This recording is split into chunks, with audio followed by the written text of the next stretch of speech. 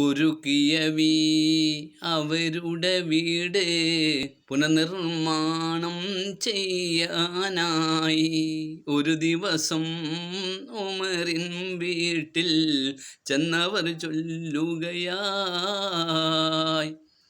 ഒരു കാര്യം ചൊല്ലു പെണ്ണേ, ഉമർ ഖലീഫ താമസമെവിടെ? ഒരു കാര്യം അവരോടോതാൻ തങ്ങളെ വീടെവിടെ? ഇത് കേട്ട് പുഞ്ചിരി തൂകി ഫാത്തിമ ചൊല്ലി, നിങ്ങളിരിക്ക്, ഇത് തന്നെ തങ്ങളെ വീട്, കാര്യം ചൊല്ലിടുവിൻ.